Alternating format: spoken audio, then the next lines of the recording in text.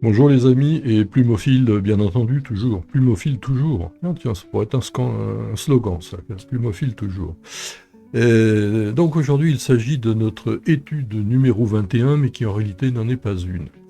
J'ai pensé utile de faire une petite rétrospective sur la vocation de la chaîne.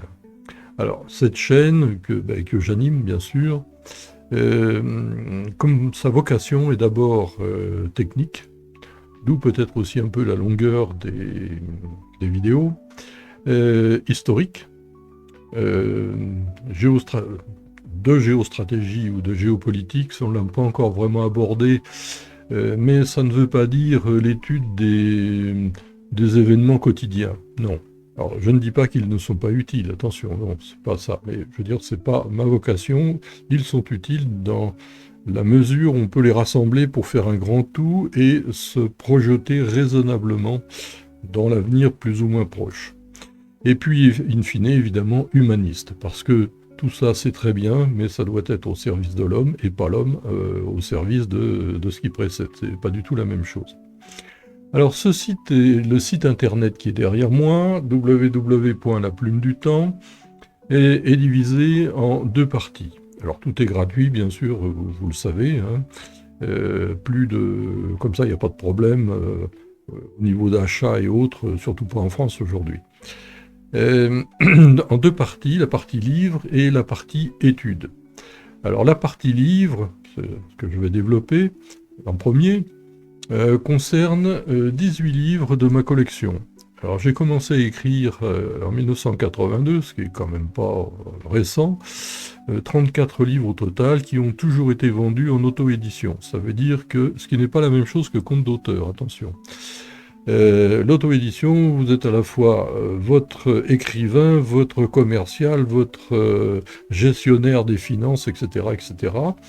Et j'ai arrêté cette action au 31 décembre 1997. Pourquoi? Bien tout simplement parce qu'en France, malheureusement, j'ose pas dire qu'il devient impossible de faire quelque chose, mais bon, je m'arrêterai là dans mon jugement. Tout simplement parce que eh bien, les charges de tous bords devenaient tout à fait excessives, dont entre autres une grande idée qui était une taxe de formation, déjà dès le début de l'année, enfin bon, des taxes, nous sommes grands spécialistes des taxes, ce qui fait qu'après, il n'y a plus rien puisque les gens baissent les bras. Alors la solution, évidemment, c'est de vendre vos livres, je dirais, sur un petit coin de table au marché ou lors d'un événement, mais bon, comme on dit, c'est sous le manteau.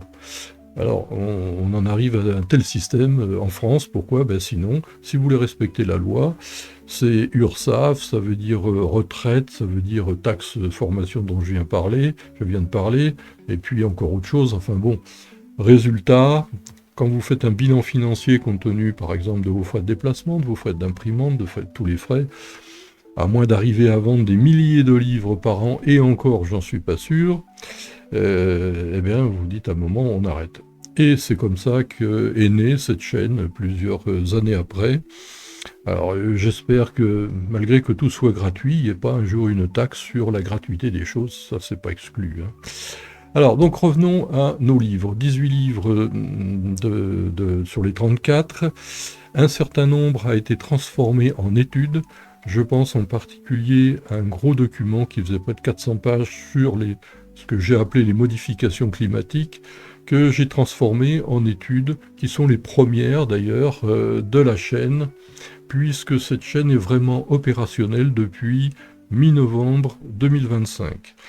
Elle a commencé, je dirais d'un point de vue technique, en février 2025, mais elle est restée, je dirais, elle est restée inerte, et elle a vraiment démarré en mi-novembre 2025, si bien qu'à ce jour, nous sommes fin mars 2026, et là, elle a 4 mois et demi d'existence.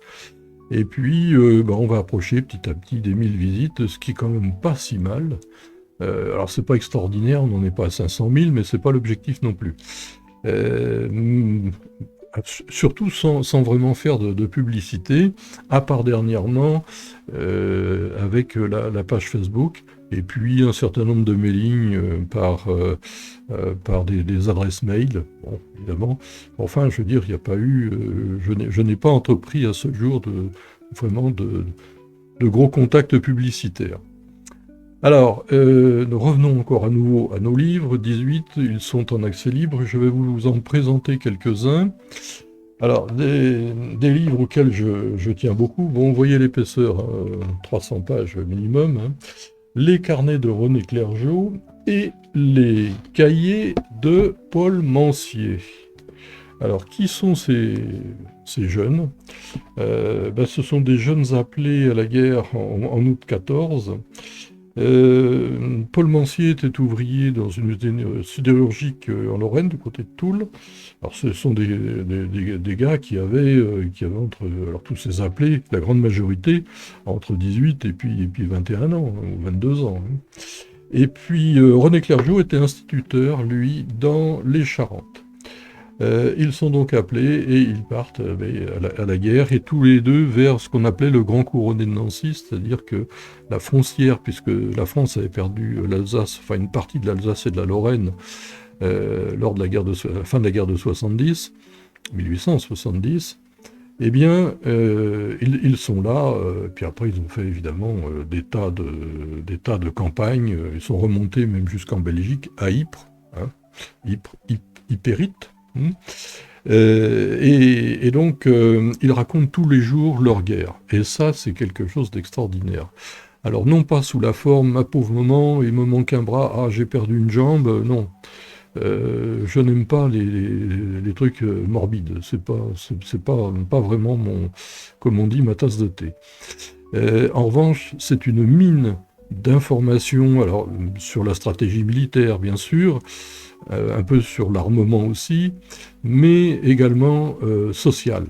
On découvre par exemple que lorsque les troupes françaises arrivent à reconquérir un petit peu autour du Grand Couronné de Nancy, ils s'aperçoivent que dans certains villages, il y a des cabines téléphoniques. Nous sommes en 1915, 1916 au maximum, plutôt 15, qui avaient été installées par les Allemands. Nous n'avions pas, à ma connaissance, la même chose en France. On découvre également qu'à l'hiver 1914-1915, toujours dans le Grand Couronné de Nancy, alors je ne dis pas que c'était comme ça ailleurs, attention, hein, il y a une distribution pour les soldats en première ligne de gros cigares. Pourquoi? Tout simplement parce qu'à l'époque, il y avait encore beaucoup de champs de tabac en France. Et j'en ai connu il y a encore une quinzaine d'années. Bon, à mon avis, de plus y en avoir beaucoup, enfin, je pense pas. Donc on pouvait faire des cigares, des cigarettes, etc. La France était très autonome sur le plan industriel et le plan alimentaire. Pas l'oublier, ça. C'est plus le cas aujourd'hui. Et puis, on découvre aussi qu'il y a une distribution d'oranges pour les soldats. Mais oui, mais les oranges viennent d'où? Ils viennent de l'Empire, puisque la France avait encore toutes ses colonies. Ça veut dire des moyens de transport, de navigation, début vraiment de la marine à vapeur, pas l'oublier. Donc faciliter des moyens de déplacement et des tonnages, des transports. Et puis également le train. On découvre aussi que des premières lignes, René Clergeau pouvait repartir dans les Charentes en 36 heures, depuis les premières lignes. Ça veut dire qu'il laissait passer aussi les trains de munitions, les trains de soldats qui remontaient au front, etc. Donc des moyens de transport à vapeur, bien sûr, déjà avec une certaine performance.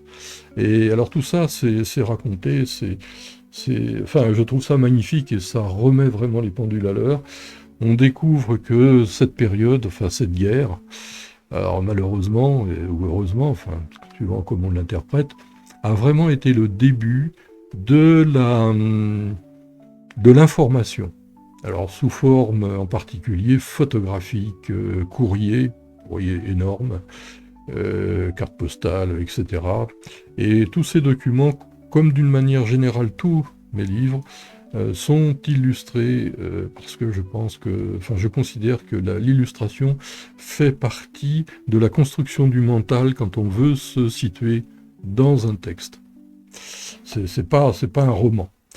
Alors, ici, un autre livre que je trouve fort intéressant, c'est Destruction et reconstruction d'ouvrages d'art entre juin 40 et juin 48. Alors, juin 40, bien, c'est le génie français qui, avant l'invasion allemande, fait sauter les ponts sur la Loire, les ponts de chemin de fer, etc. Ce qui ne servira pas à grand-chose parce que les Allemands, évidemment, avaient parfaitement prévu et avaient le matériel.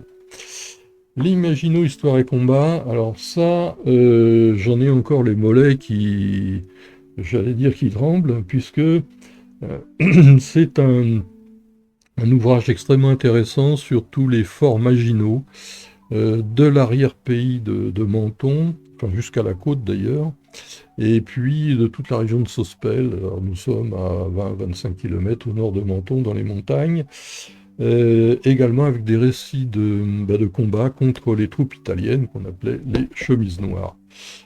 C'est vraiment, enfin je pense, passionnant, alors toujours avec beaucoup de photos, originales d'ailleurs.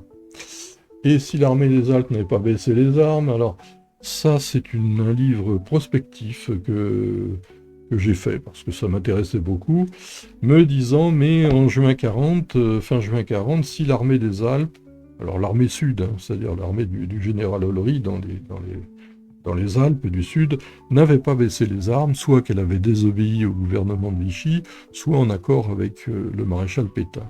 Que se serait-il passé? Alors je ne vais pas évidemment dévoiler le livre, ça pouvait être jouable quelque temps, plus loin, ça ne paraît pas évident. Et puis ben, la grosse question, les Français étaient-ils prêts à en payer le prix? Parce que évidemment, ça n'aurait pas été gratuit, sens large hein, du terme. Alors, c'est quelques ouvrages alors, qui vont me paraître militaires, hein, pour certains, pas forcément la vocation, mais il n'y a pas que ça. Un que j'aime beaucoup, alors il est petit, je crois que je l'ai mis en étude, je ne me souviens plus vraiment. Je l'ai appelé De la pyramide de la complexité à la tour de Babel. C'est une analyse de la situation de l'Occident aujourd'hui. C'est un livre qui son origine doit remonter maintenant à 4-5 ans, totalement toujours d'actualité, hein, toujours. Un autre, la France et l'Afrique de l'Ouest en particulier. De la fin de la France-Afrique à celle de la France, point d'interrogation. L'échec d'un empire prometteur pour tous. Il ne s'agit pas du tout de colonialisme, non. Mais pareil, c'est un petit ouvrage qui a été écrit il y a 4-5 ans, et qui est toujours absolument d'actualité, et qui permet justement de se projeter dans un avenir court terme, moyen terme. Parce qu'en fait, la base des choses n'évolue pas. Ce sont les moyens qui évoluent. Mais en réalité, on retrouve toujours comment dirais-je, des situations ou des réflexions communes au niveau de la géostratégie ou de la géopolitique. Les élitreplans de Charles de Rouget. Charles de Rouget, que j'ai connu, il est noble évidemment, hein, issu d'une grande famille princière. Et alors comme quoi, lorsque l'on écrit des livres, eh bien, il arrive de rencontrer des personnages qu'on ne rencontre pas en temps ordinaire. Et j'ai eu l'occasion, par exemple, de rencontrer l'aumônier du général Leclerc, ce qui vous donne une autre image tout de suite du général Leclerc, mais également sur De Gaulle, qu'il a connu un peu, ouais, comme très fin politique. Leclerc étant un homme de terrain. Alors, Charles de Rouget est l'inventeur, entre autres, pas de l'hélicoptère, mais il y a largement participé, et ça, c'est pas connu. Également de ce qu'on appelle l'empennage en forme de T sur les avions, qui apporte certaines caractéristiques particulières, en particulier de stabilité. Et puis là, ça a été le grand inventeur, en fin 1939, du missile philo-guidé anti-char. Il avait proposé au gouvernement français avant l'invasion allemande, mais il n'a pas eu de chance. Il lui était répondu qu'il n'y avait pas de moyens de transport et que de toute façon on n'avait pas les moyens de développer cette affaire-là. Alors compte tenu de ce qu'on peut savoir sur les affaires obscures de la guerre de 40, je me dis quelquefois que peut-être fallait pas abîmer les chars allemands, je sais pas. Ça, c'est quand même pas gentil, c'est assez iconoclaste. Les matériaux composites appliqués, bon, ça, il est très très connu, j'en ai vendu plusieurs milliers. C'est un livre technique sur les matériaux composites suite à la construction de mon planeur prototype dans les années 80, donc c'est pas hier. Ça, c'est la version allégée, peut servir aussi aux modélistes. Et puis ça, c'est la version complète. Alors là, on est à 240 pages, je sais pas combien. Donc beaucoup plus étoffé. Donc voilà pour les livres. Et vous trouverez toujours sur la première page du site internet l'onglet livres, et en dessous c'est marqué Foreign Language, ce qui veut dire qu'il y en a 3 ou 4 en langue anglaise, qui sont aussi des livres d'histoire militaire, aviation argentine, blindée en Argentine, avant les années 60 ou 70 par là. Bon, il est en anglais, ils sont en anglais, et c'est très curieux parce que je vois quelquefois des demandes qui viennent d'Australie, qui viennent d'Amérique du Sud, oui, mais qui viennent d'autres endroits. Alors concernant maintenant les études, c'est la version lecture des vidéos. Alors les vidéos, on est obligé de limiter la durée. J'estime déjà que 40-45 minutes, ça suffit.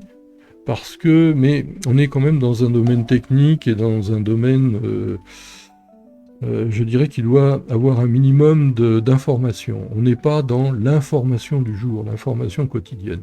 Bon, ça c'est un gros travail de préparation, mais j'ai pensé qu'il était, et c'est l'originalité de la chaîne, absolument indispensable d'avoir une version accessible en lecture, comme je le disais précédemment, à l'écran. Et ça, c'est à partir du site internet www.laplumedutemps.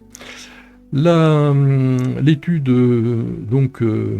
correspondant à la vidéo précédente, qui était la 20, conséquences techniques et économiques des énergies éoliennes et photovoltaïques pour le parc électronucléaire français. Ça, c'est vraiment très important et je vous invite vraiment à le lire. La vidéo numéro 19, qui était l'hydrogène et pile à combustible, un nouveau monde sans carbone, point d'interrogation, bon, on peut toujours le croire. Voilà, vous les connaissez, alors l'énergie renouvelable, vrai progrès ou autre chose, l'éolien, bon, il y a la même chose pour le photovoltaïque. Réinventons le train autonome sur pneumatique. Là, j'ai été très surpris parce que près de 200 vues sur ce sujet. Ça fait très plaisir. C'est une suggestion concernant, alors à la fois, je dirais, écologique et économique pour redynamiser nos lignes secondaires, qui les pauvres en ont malheureusement bien besoin. Là, nous changeons complètement de sujet. Nous sommes en juin 40, même avant, et il y a un monsieur qui s'appelle Yves Carbon, qui à 18 ans passe son brevet de pilote et s'engage immédiatement dans l'armée de l'air française. Alors, qui s'appelait pas ainsi à l'époque, c'était limite armée de l'air. Et donc il partira, alors il va combattre, en fait non, il ne combat pas, parce que les Allemands n'avaient pas encore idée de venir envahir à ce moment-là, c'est-à-dire avant juin 40, la région du Havre et autres, où était basée son escadrille. Et lors de l'invasion, il est démobilisé, on lui interdit même de piloter, évidemment, et avec d'autres, il part via l'Espagne, via le Maroc, etc. Il part en Russie. Russie soviétique à l'époque, donc URSS, sur une idée, sur une suggestion qu'avait fait le général de Gaulle auprès de Staline. Alors, à l'origine, de Gaulle pensait envoyer des chars pour aider Staline, et puis après, c'est pas forcément une grande idée, parce que envoyer des chars, pas évident. Il s'est dit, vaut mieux envoyer des pilotes, et c'est comme ça que Yves Carbon est parti là-bas, et il a été un pilote extrêmement brillant, avec un gros palmarès, dans l'escadrille Normandie-Niemen. Et il s'avère que lorsque j'avais, à l'époque, je devais avoir 8 ans, à peu près, 7-8 ans, peut-être 9, pas plus, dans mon petit pays de Balancourt-sur-Essonne, qui est à 15-20 km au sud d'Évry, en dessous de Corbeil, là, à l'école primaire, eh bien, j'ai connu son épouse, sa jeune épouse. Et alors je raconte évidemment les circonstances. Je m'en souviens un peu comme une grande dame, souvent habillée en noir. Alors il y a des raisons pour ça, mais je ne vais pas tout vous raconter, bien sûr. Et donc Yves Carbon fait partie de l'escadrille Normandie-Niemen, Niemen étant le nom qui a été donné par Staline. Et où il s'est brillamment illustré avec toute une équipe de pilotes. Et ceci est toujours extrêmement mémorisé et célébré en Russie. Il faut savoir que les Russes, l'histoire avec un grand H en Russie, elle est enseignée telle qu'elle devrait être. Alors, je vais être très méchant, là, bien sûr. C'est pas la même chose en France. On n'est pas, c'est pas l'éducation nationale en France, hein. Et donc, ce qui veut dire que, si vous vous souvenez, au moment des célébrations de la victoire contre l'Allemagne nazie, qu'on appelle la Grande Guerre patriotique, dans les grandes villes russes, dont à Moscou, vous avez le régiment des immortels, c'est-à-dire les gens qui tiennent un petit panneau avec des photos de leurs parents, de leurs grands-parents qui sont restés au front. Il faut se rappeler qu'en Russie, la dernière guerre, c'est 22 millions de morts, et pour l'ensemble de l'ex-Union soviétique, c'est 27 millions de morts. Absolument. Bon, enfin, on ne va pas s'éterniser là-dessus. Et donc tout ça est extrêmement vivant, et il y a d'ailleurs un monument à Moscou qui est régulièrement honoré, y compris par les membres du gouvernement. Et donc je raconte tout ça, c'est tout à fait passionnant, et ce document a été traduit en langue russe par une amie, une amie russe, qui s'appelle Madame Anastasia Optina, et qui est linguiste, qui parle très bien le français, évidemment. Comme moi, je ne parle pas le russe. Voilà. Alors, tout ça m'amène à deux autres petites études que je vous conseille de lire, parce qu'elles sont déjà dans le site internet depuis un moment. Ça s'appelle 10 jours dans la Russie des Cosaques, première partie, et 10 jours dans la Russie des Cosaques, deuxième partie. D'où cela vient-il? Eh bien, tout simplement que, à partir de 2016-2017, j'écrivais dans des articles en français dans une très belle revue qui s'appelle Revue Méthode. Revue Méthode, dont la fondatrice est Madame Elena Sidorova, qui est une amie, et alors accessoirement quand même docteur en géologie minière et pétrolière, etc., plus encore plein de choses, qui parle le français magnifiquement, y compris technique, et qui est venu entre autres 4 mois en France à Tarbes, à l'université de Tarbes, alors c'était en 2014 ou 2015, quelque chose comme ça, pour faire des études pour son mémoire justement de doctorat.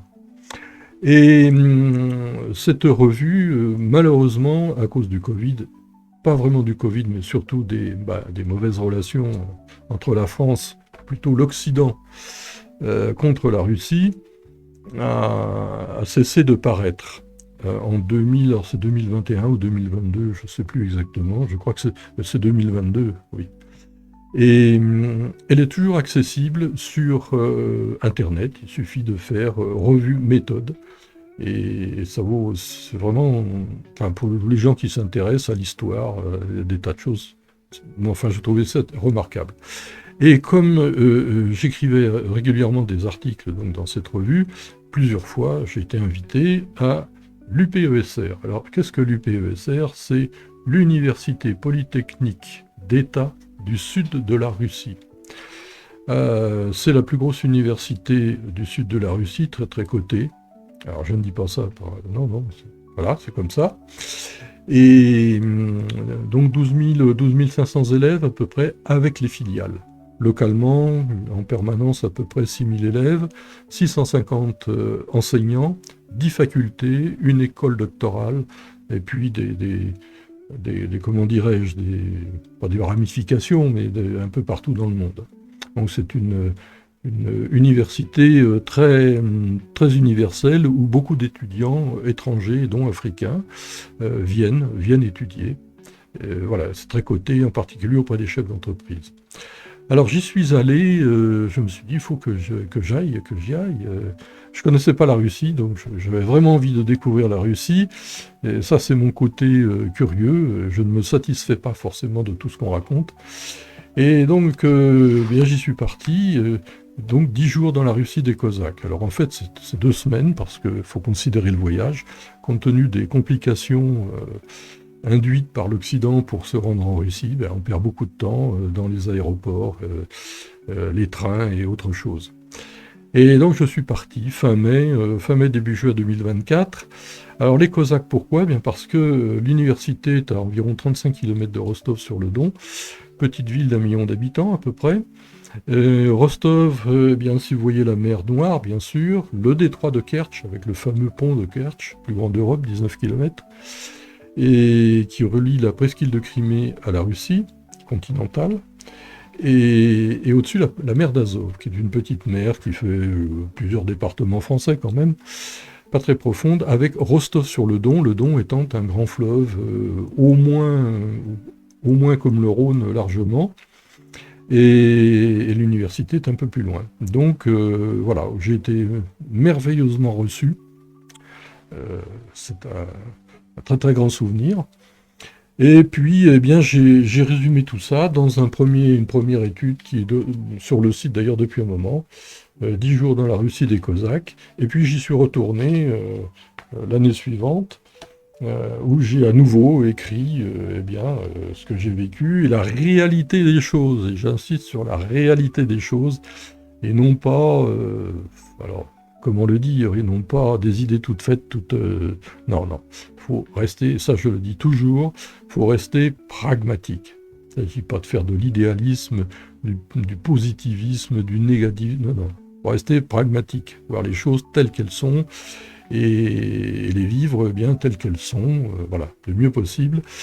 Et donc, voilà, bon, vous n'aurez qu'à lire, ce que j'ai écrit, vous aurez, je pense, une autre vue des choses qui est réelle, c'est-à-dire que je n'ai aucune influence de rien du tout. Bien. Alors, ceci étant, je vous invite aussi réellement à aller faire un tour sur le site de l'UPESR, Université Polytechnique d'État du Sud de la Russie, et vous trouverez, donc ça me ramène encore toujours à ces études, et sur la première page du site, l'onglet études, et en dessous, pareil, Foreign Language. Et vous trouverez un certain nombre de traductions en russe, en langue russe, comme Normandie-Niemen et d'autres. Voilà. Alors, j'espère que cette vidéo vous aura intéressé, et comme d'habitude, que vous saurez mettre un pouce, etc. Petite précision quand même avant de terminer. Actuellement, les vidéos ont lieu toutes les semaines. Je pense qu'elles vont passer toutes les 2 semaines. Parce que c'est quand même un très gros travail, et quand on a affaire au domaine technique, c'est pas rapporter le fait du jour. C'est quand même quelque chose de beaucoup plus complexe. Alors, de mémorisation des connaissances, mais également de remise à jour des connaissances, et les choses évoluent vite, bien sûr. Et puis tout ça, il faut l'écrire, voilà. Même si j'aime bien écrire, c'est quand même un très très gros travail. Alors, donc sans doute que tous les 15 jours, et puis peut-être entre deux, des vidéos beaucoup plus courtes, c'est-à-dire 10 minutes, un quart d'heure. Et c'est ce qui m'amène d'ailleurs à vous parler de la prochaine vidéo, qui sera la vidéo numéro 22, et que j'ai intitulée, et là je vous demande d'aller la voir, elle sera moins longue, 10 minutes, un quart d'heure. Coût du carburant, retour du véhicule électrique, point d'interrogation. Alors véhicule électrique, ça veut dire voiture et camion, et utilitaire. Je vous renvoie donc je vous renverrai, enfin on va en reparler bien sûr, sur les 2 vidéos qui ont déjà eu lieu, qui sont la 10 et la 11 je crois, sur le véhicule électrique, mais là je réactualise en fonction de la situation actuelle, en 10 minutes, un quart d'heure. Voilà, merci beaucoup, le pouce, abonnez-vous parce que suivant les fréquences de présentation des vidéos, il est toujours intéressant d'être prévenu. Ensuite, eh bien, faites circuler évidemment la page Facebook, hein, bien sûr. Si vous voulez sponsoriser la chaîne, pas de souci, hein, bien sûr. Et puis également pour être annonceur sur le site internet et pour les contacts, eh bien c'est le contact mail de la chaîne. Voilà, je vous souhaite très bonne continuation et je vous dis à bientôt.